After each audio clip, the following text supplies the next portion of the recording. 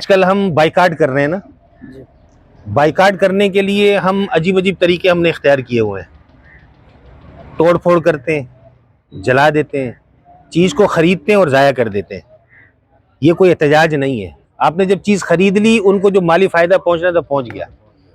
ہم نے عجیب عجیب طریقے نکالے ہوئے ہیں۔ ابھی کل پرسوں سے ایک ویڈیو چل رہی ہے اور اس کے اندر ایک آدمی بیٹھا ہوا ہے اور وہ پیپسی کی بوتل لیا ہوا اس سے استنجا کر رہا ہے۔ اب اس سے مسلمانوں کا کیا پیغام جائے گا لوگوں کے پاس؟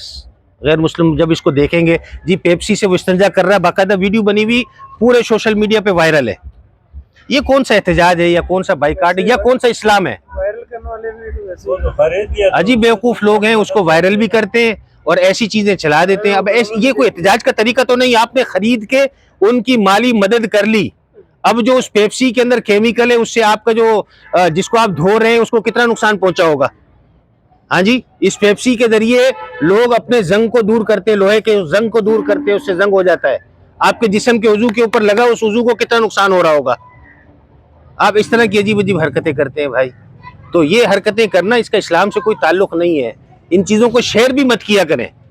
ہمارے لوگ جو چیز سامنے آئی بس ہنسی مذاق کے اندر اس کو آگے شیئر کرنا شروع کر دیں گے۔ بھائی اس سے ایک اسلام کا غلط امیج اور اسلام کا غلط تصور لوگوں کے سامنے آ رہا ہے کہ اسلام یہ تعلیم دیتا ہے کہ پیپسی سے استنجا کیا کرو۔ ہاں جی، اب پیپسی خرید تو لی، تم نے پیسے تو ادا کر دیے، ان کی مدد ہو گئی، اب یہ اس کو تم پی لو یا پھینک دو، بات ایک ہی ہے۔ اس کا آسان طریقہ یہی ہے کہ اس کو خریدو ہی نہیں۔ دکاندار نے بھی اگر ضائع کرنا، دکاندار بعض دیکھے ویڈیو کے اندر کہ وہ اپنا سامان اٹھا کے ضائع کر رہے ہیں۔ بھائی تو نے پیسے تو وہاں بھر دیے، تو اس سامان کو اٹھا کمپنی کو واپس کر کہ بھائی یہ پیسے لو، یہ اپنے پاس اپنا سامان لو، ہمیں پیسے دو، لوگ ہم سے نہیں خرید رہے۔ یہ احتجاج ہے، یہ مؤثر احتجاج ہوگا۔ ہم چیزیں واپس نہیں کر رہے ہوتے، ان کی مدد کر رہے ہوتے تو کیسے اثر پڑے گا ان پہ؟ تو بھائی اس کے اندر تھوڑی سی خیال کرنے کی ضرورت ہے۔ اللہ تعالیٰ سب کو جزائے خیر دے۔